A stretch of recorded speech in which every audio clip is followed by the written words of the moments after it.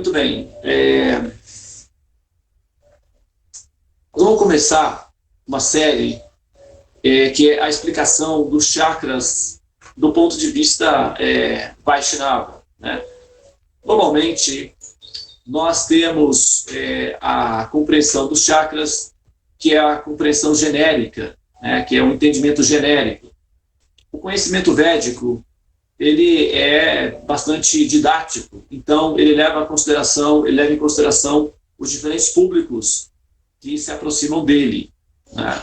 Então ele tem as suas explicações genéricas, não é, para a população em geral, para o público em geral. Ele tem as suas explicações mitológicas, que é para o público leigo. As explicações genéricas são para pesquisadores um pouco mais refinados. Então, as terminologias vão ser sempre mais técnicas.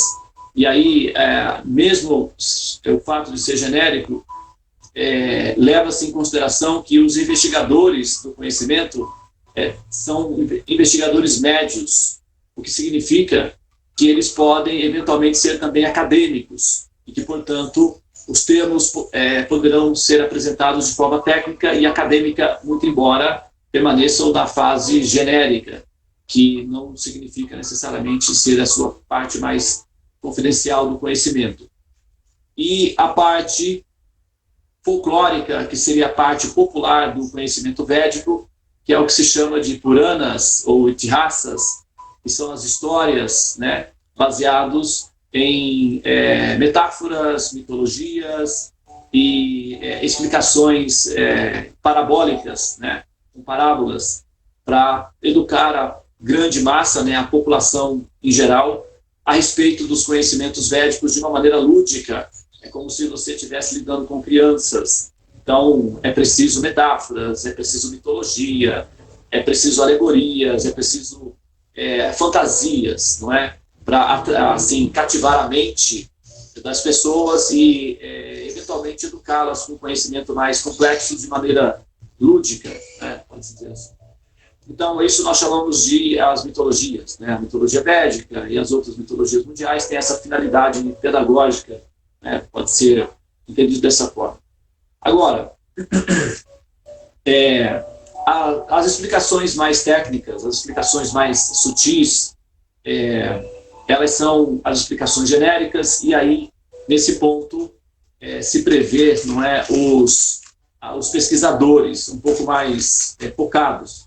E, na maioria dos casos, o conhecimento que nós temos dos chakras vem daí, desse público, que é mais acadêmico, mas, ao mesmo tempo, são chamados impersonalistas, né? De um modo geral, são chamados impersonalistas. Por quê?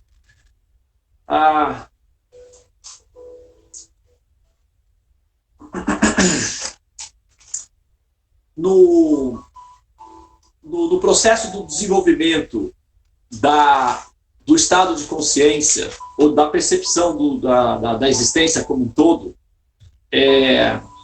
a primeira etapa, e a etapa mais natural, é o egoísmo, né? E que o ser se entende como o centro de si próprio, e então todo o universo, todas as coisas estão ali girando ao redor dele, né? Essa fase é uma fase mais infantil, uma fase mais egoísta. Nessa fase, o ser não consegue perceber a existência no âmbito maior, então ele fica focado em si próprio. Numa fase um pouco mais sutil, então ele passa a perceber a existência como um fenômeno que transcende que transcende a si mesmo, ou seja, que vem de fora, e ele está integrado nesse princípio. E nesse ponto, é o ponto que se chama, dentro dos próprios Vedas, de o impersonalismo, em que a consciência tende a pensar em termos da fonte da existência como sendo uma existência amorfa, uma luz impessoal, alguma coisa que você não pode definir, que é extremamente abstrato, que não há como interagir, não há como racionalizar, é simplesmente uma coisa gigantesca, espalhada, sem forma e sem definição objetiva. Isso é o impersonalismo, né? Você pode imaginar uma espécie de nuvem de luz infinita, e isso é o imaginário, digamos assim, do impersonalista se baseia nessa ideia. E com isso, claro, né, ele vai então utilizar recursos gramaticais ou recursos filosóficos para justificar essa intuição de percepção da existência. Isso chama-se o impersonalismo. E as explicações dos chakras genéricas, elas estão baseadas nesse princípio impersonalista, né? Que é o que se observa de um modo geral quando se ouve as explicações a respeito dos chakras.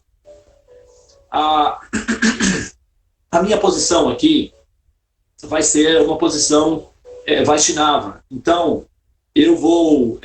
claro que as explicações impersonalistas não estão completamente incorretas em relação ao que eles explicam dos chakras, mas a definição objetiva, ou seja, do objetivo para que tudo isso está aí, é que se difere. Então, vai haver uma diferenciação, não exatamente no funcionamento dos chakras, mas no objetivo do porquê os chakras estão aí e do objetivo do porquê eles funcionam da maneira como funcionam.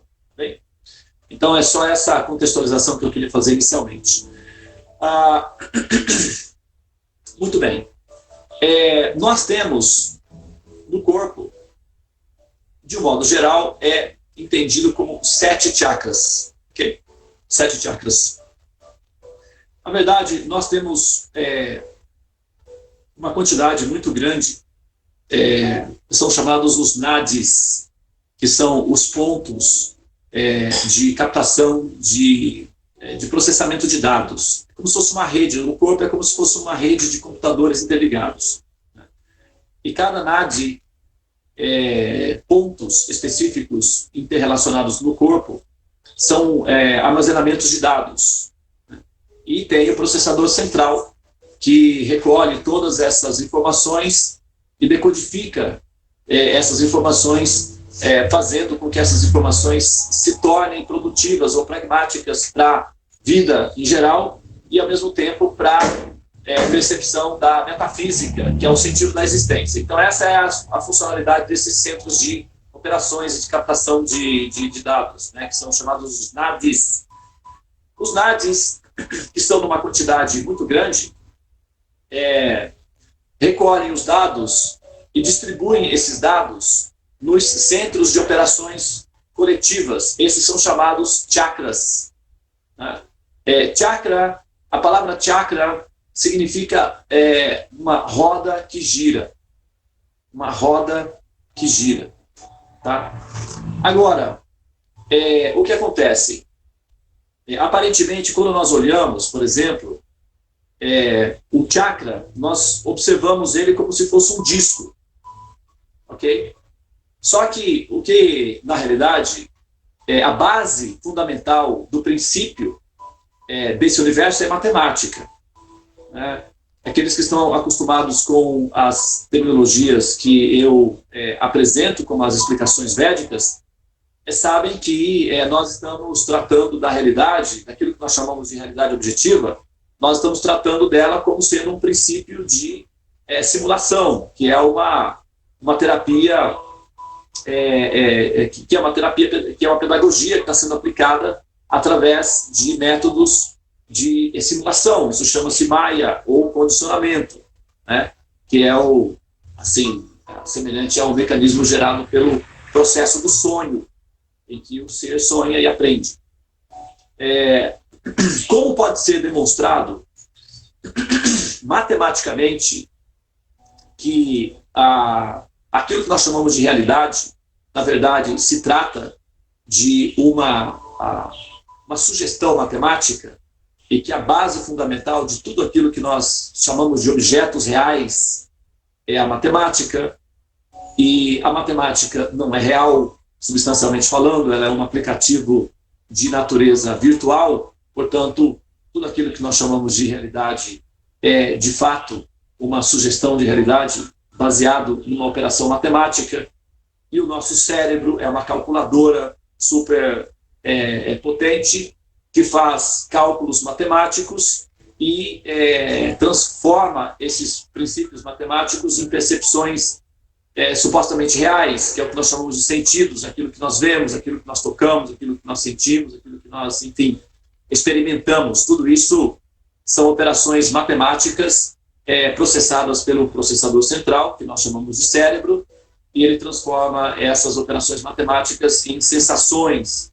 E nós, a consciência, através da mente, sentimos essas sensações. Como essa operação é muito rápida e ela se dá numa fase muito profunda, nós não percebemos o que está acontecendo e nós simplesmente vivemos a vida, como se a vida fosse aquilo que nós vemos.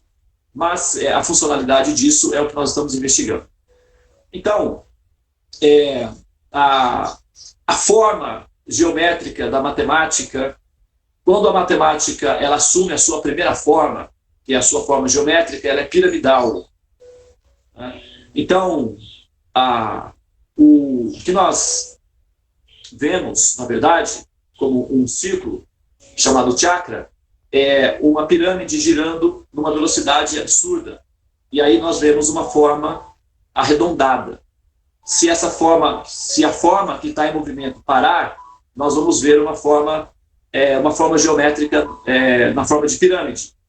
E, claro, se nós pressionarmos essa forma, ela também se dissolve e nós vamos ver apenas princípios matemáticos. E se esse princípio matemático for também dissolvido, nós, então, não veremos absolutamente nada. É isso que os nihilistas chamam de realidade, o vazio absoluto. Eles não estão errados, eles só estão incompletos, porque existe uma fonte para a matemática, que é a criação de Deus, no caso, né? Então seria um outro passo que deveria ser dado, mas eu não vou entrar nesse assunto aqui. Eu vou conter só no princípio do chakra nesse momento. Então, esse movimento, esse círculo que aparece nos 7 pontos do corpo, começando a partir da base, que é o primeiro chakra, conhecido como Muladhara Chakra, né? Que fica ali na região, o ponto, né, de referência é a região do cóccix, do coxigiano, que fica, que engloba a área do sistema de excreção e do sistema de reprodução. Então, os órgãos sexuais e o sistema de excreção são regidos por esse primeiro chakra, conhecido como Muladhara Chakra, né? Mula significa a raiz, Hara, não é? Como, por exemplo, Shri Dhara, que significa que está fixo, né? Então, Muladhara Chakra significa raiz fixa, ou aquilo que nos fixa na raiz, ou seja, é o chakra raiz, é a base dos chakras, né? E sobre esse chakra que eu vou, então, dar início a partir desse chakra aí. Só que tem muita coisa para falar, então eu vou assim, não vou chegar diretamente, né, falar diretamente desse chakra hoje. Eu estou assim dando as primeiras fases de interpretação para contextualizar, não é? São 7 chakras, tá? E conhecidos do público de um modo geral. Esses 7 chakras formam uma coluna vertical, ok? E o prana, que vamos, para facilitar a racionalização, imagine uma centelhinha, né? Imagine a alma, né? Que para ser lúdico, imagine uma centelhinha, isso seria tecnicamente, vamos dizer, a alma. Então, essa centelhinha, ela vai girando ao redor dessa coluna vertical, de uma forma espiral, até alcançar o topo, que é o Ajnana Chakra. Depois tem um outro chakra que fica logo aqui acima. Esse chakra, ele é conhecido como o Sahasrara Chakra. Então, esse chakra, ele é o chakra de saída, né, para a centelha, para a alma. Então, todo o processo de elevar a Kundalini é o que se chama da posição dos chakras no corpo, chama-se Kundalini.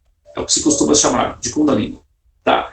Então, o que se chama de ativar a Kundalini, ou elevar a Kundalini, algumas linguagens, né, que são utilizadas no Tantra, por exemplo, se refere à potência sexual. Né?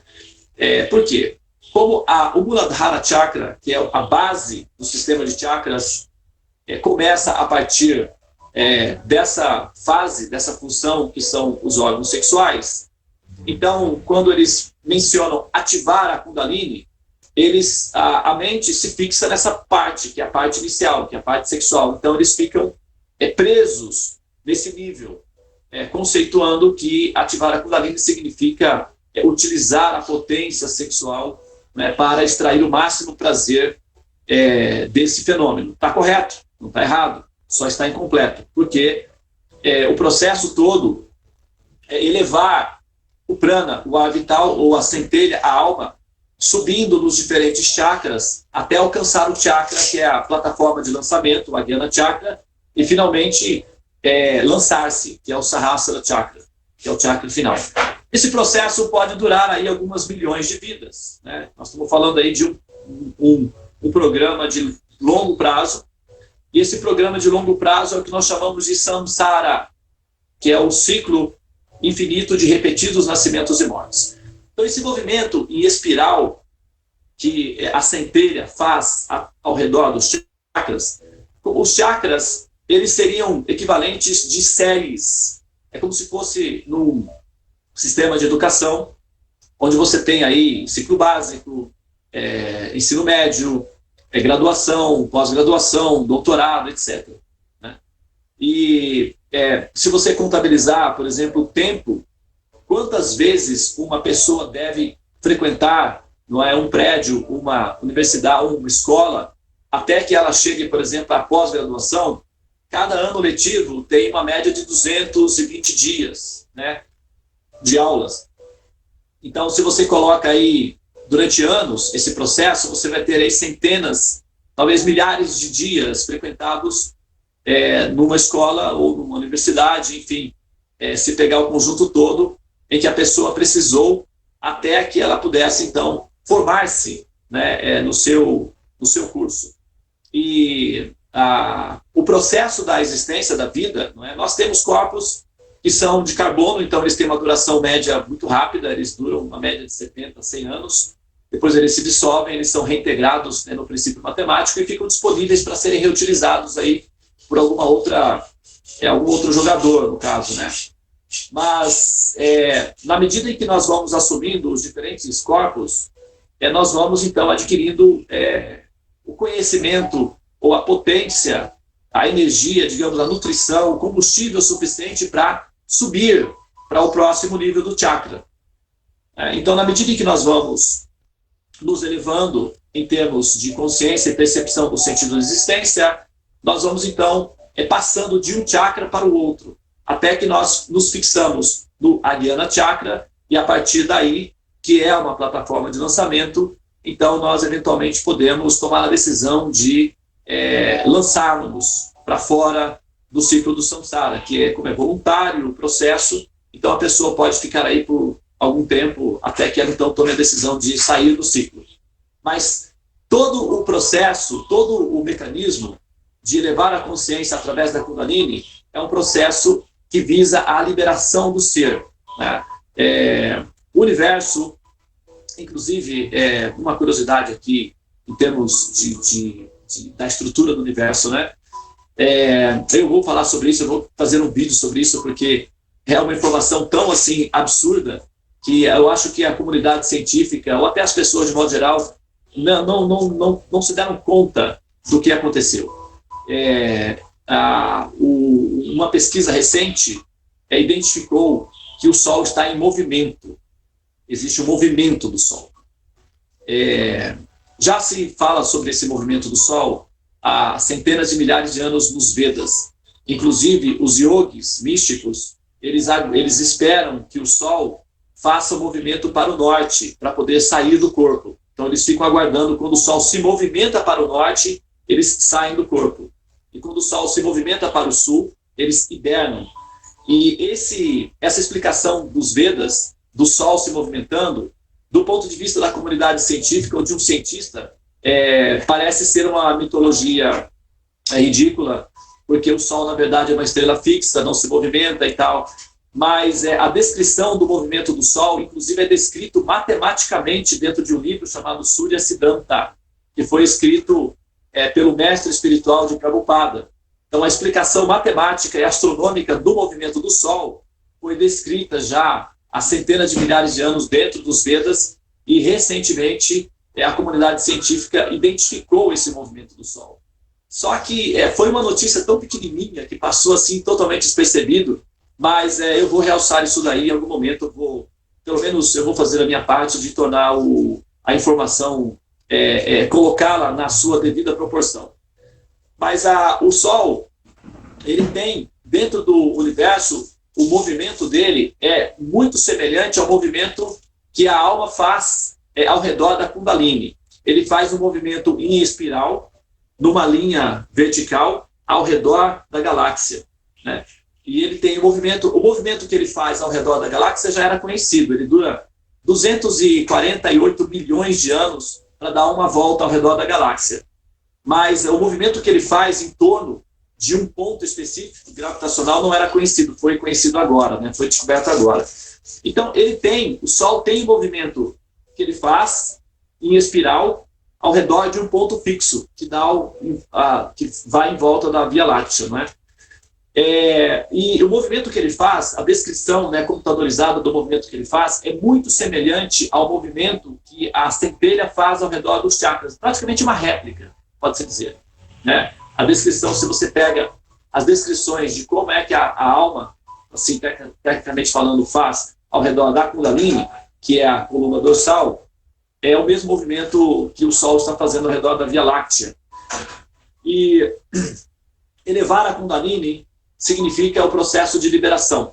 Como o universo ele é semelhante a um útero, né? O universo, o comportamento do universo, ele replica o comportamento de um útero. E o comportamento do útero, embora pareça ser abrigar, não é, um bebê, não é esse.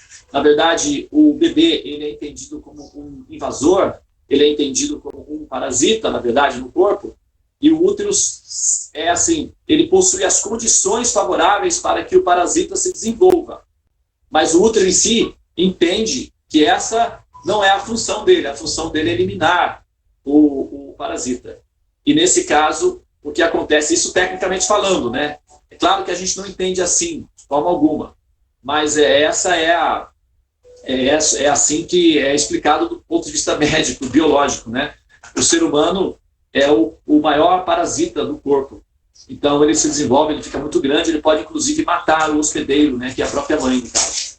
E o útero, ele fica então tentando eliminar esse parasita a todo custo. E ele normalmente consegue isso por 9 meses. É o limite máximo que o parasita consegue permanecer hospedando, né, o hospedeiro. Mas o útero às vezes consegue antes, né? E quando ele consegue antes é o que nós chamamos de aborto. Bom, o universo tem essa função também. Ele tem a função de expulsar a entidade viva para fora do próprio universo, que é o útero, é uma incubadora. E esse processo de empurrar a entidade viva para fora do útero universal chama-se moksha, ou liberação do ciclo de samsara. Até que isso aconteça, a alma fica girando, nascendo e renascendo, assumindo corpos continuamente. E, claro, a percepção de que é desfavorável nascer e renascer demora um pouco, né? E quando chega nesse momento, é quando a entidade viva já está numa fase mais alta dos seus processos do crescimento dentro dos chakras, tá? Então é isso, pessoal. Eu vou dar uma pausa agora, ok? Eu fiz essa contextualização rápida e agora eu vou, então, assim, parar aqui e vou aguardar se alguém tiver alguma pergunta ou se quiser fazer algum comentário na próxima gravação. Então eu já vou entrar no ponto específico da função e do funcionamento do Muladhara Chakra. Lembrando que, como eu sou astrólogo védico, Então, muitas das terminologias que eu utilizarei aqui, eu farei paralelos com o sistema de conhecimento através do sistema Jyotishan, que é o sistema de autorrealização através da Kundalini, que é o mapa védico, ou mapa astral. Tá bom? Oi, Deva. Eu fiquei com uma dúvida, posso falar? Pode falar. Você disse que a centelha divina, né, seria a alma, ela está no movimento em espiral, percorrendo os chakras. Sim. Em direção à liberação.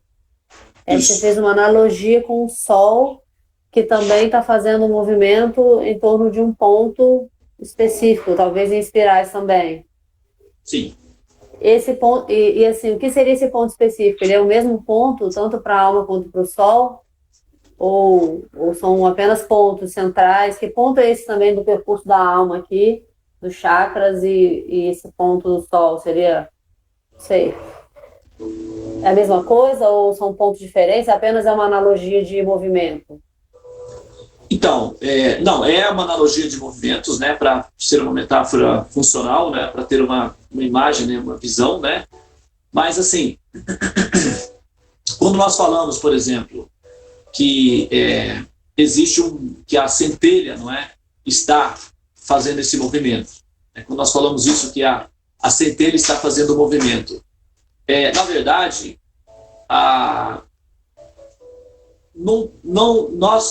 isso é lúdico também. Por quê? Lembrem-se, né? Nós não podemos deixar de considerar o seguinte fator. A centelha, propriamente falando, ela não está presente na simulação. Ok? Então é bom sempre manter essa informação de fundo, porque a gente usa essas metáforas para facilitar a racionalização. Mas, tecnicamente falando, a centelha permanece na transcendência. O que tem aqui é um sinal captado. E esse sinal captado é o que nós chamamos de consciência, ou alma, né? As pessoas chamam de alma. Né?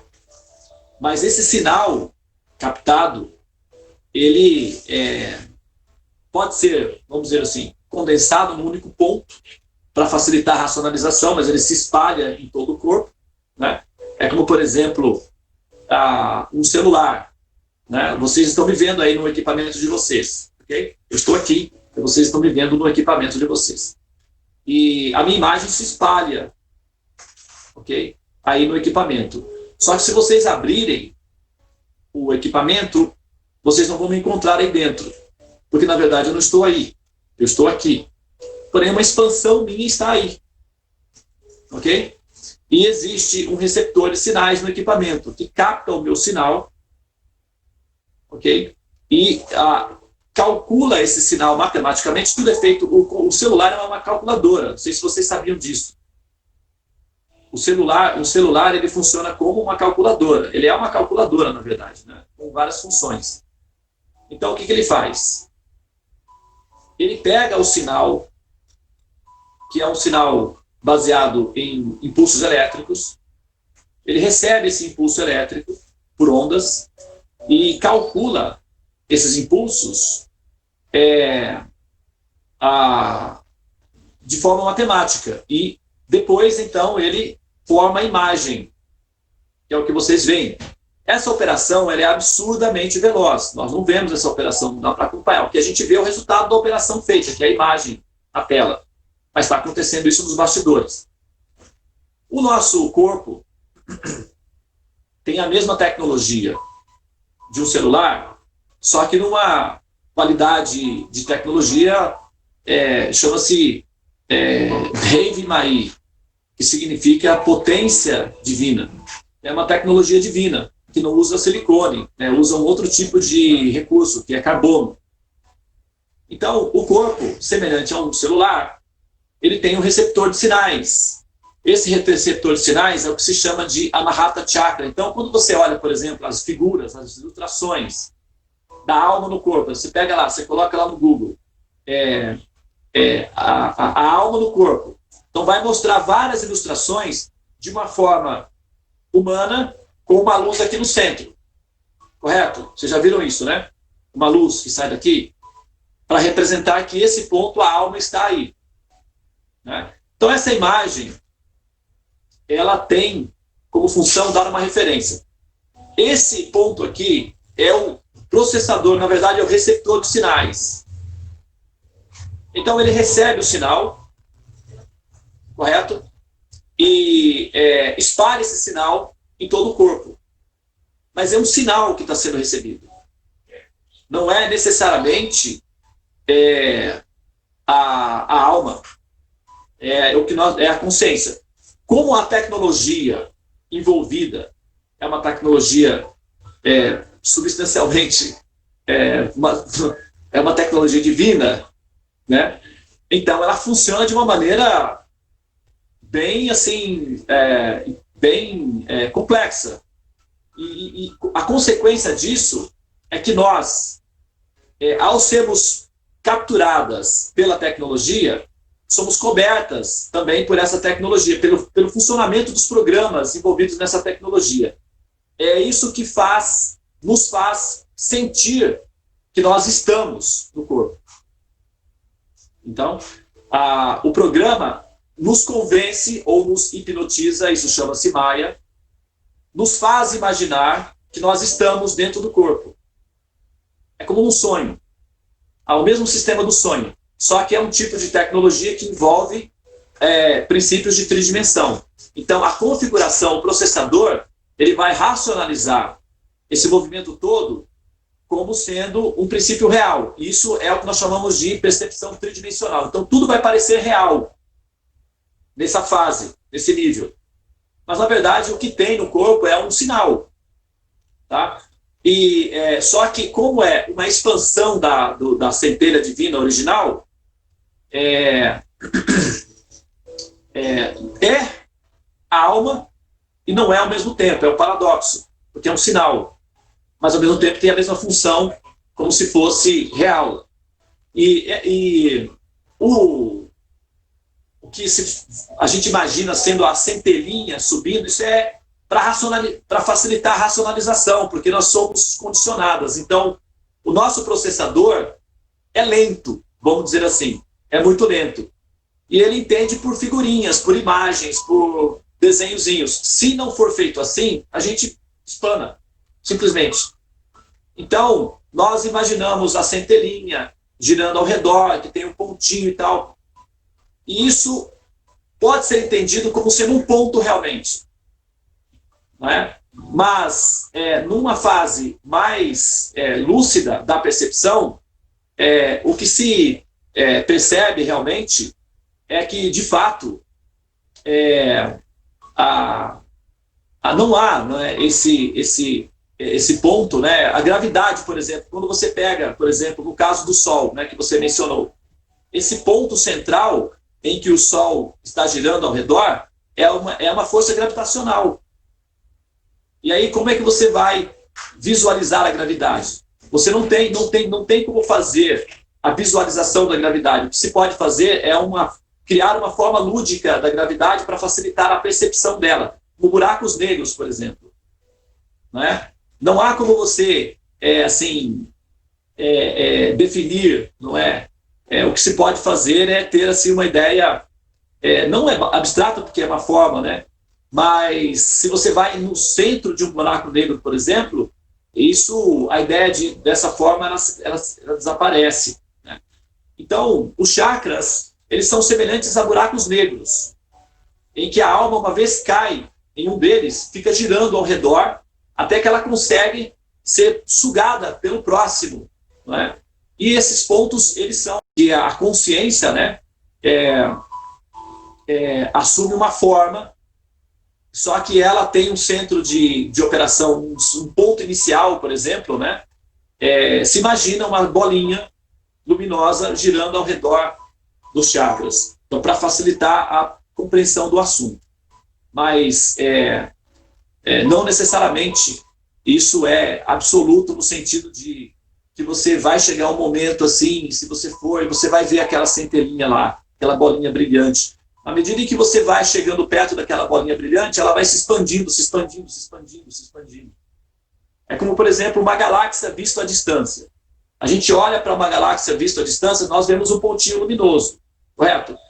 Na medida em que nós vamos chegando perto dessa galáxia, ela vai se expandindo, crescendo, crescendo, que a gente, quando chega dentro dessa galáxia, nós não temos condições mais de ver esse pontinho. Ele desapareceu, ele se transformou numa quantidade imensa. Assim também é a consciência. A gente imagina um pontinho porque nós estamos distantes da percepção. À medida em que nós chegamos próximos desse princípio, esse princípio se expande e se toma conta da fonte de tudo isso, o porquê que tudo isso existe. Aí, o que acontece é o seguinte, para poder mexer nesse assunto, nós precisaremos hackear a mente do Supremo.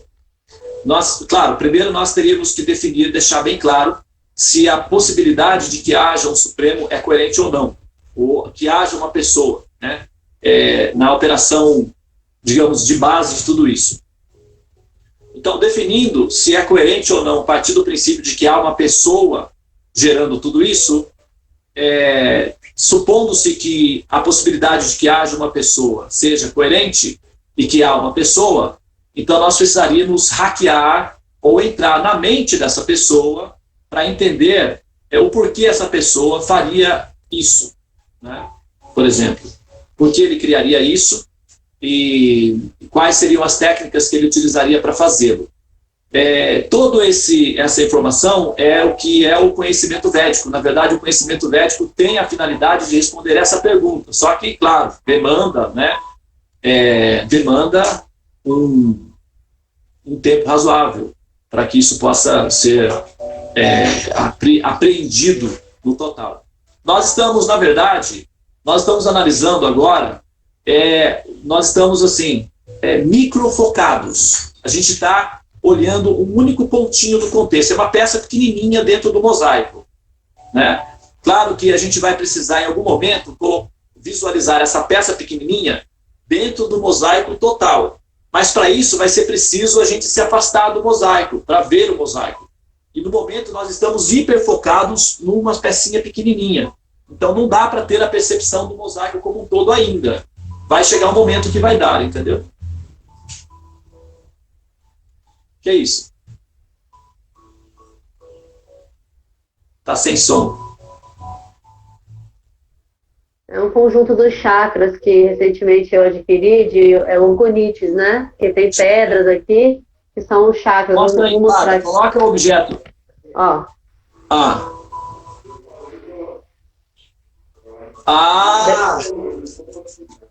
Legal.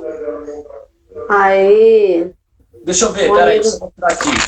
São orgonites. E aí, isso, tem pedras. Aí esse aqui é o Muladhara. Que tem até um símbolo em sânscrito aqui, ó. Só que não dá pra ver direito. Olha lá, estão vendo? Deixa eu ver aqui. Está dando pra ver o símbolo.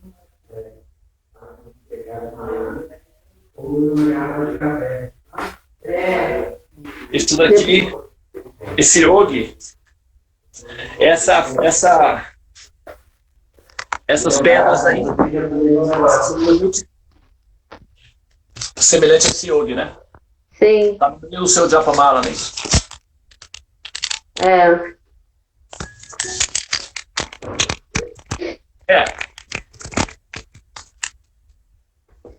E aí você faz o que com elas? Não, foi recentemente que um amigo meu faz, aí eu comprei quando eu estava mudando para cá. E aí é para fazer, às vezes, terapia de alinhamento dos chakras, né? Para fazer, às vezes, um shavasana depois do yoga, você pode colocar. Fazer um equilíbrio, uma harmonização mesmo. Entendi. Tem pedras dentro, né? Então ele é para harmonizar mesmo o campo. Entendi. Mas eu ainda estou conhecendo, ainda não usei, não. Eu só coloquei aqui no lugar de orações. E aí, por acaso, né? Que não é acaso, você começou com esse estudo dos chakras agora. Cada pedra dessa, é um chamado mandira, que é um receptor de sinais, né? Então, se for feito, por exemplo, os procedimentos protocolares e convidar a divindade, aí nós já entramos no outro campo, mas cada princípio, cada chakra tem uma divindade que preside aquele chakra específico. Se a divindade for desperta, o princípio divino for ativado, então a pedra, que é um receptor de sinais, então se torna um mandira, que é um templo. Então fica consciente, como se ficasse vivo, digamos assim, né? E, bom, isso tudo é feito, né? Pode ser feito, inclusive.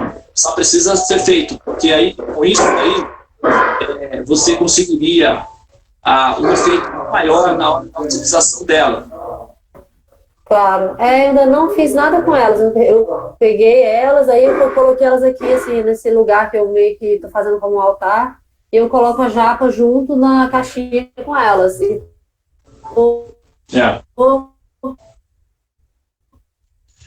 quem sabe a gente não possa fazer em algum momento, né? Fazendo as orações, e elas estão aqui sempre, assim, perto da japa, né? Sim. Sim. Tá bom.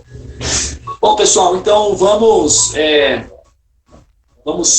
parar por aqui hoje. Eu gostaria de agradecer a todos aí pela presença, né?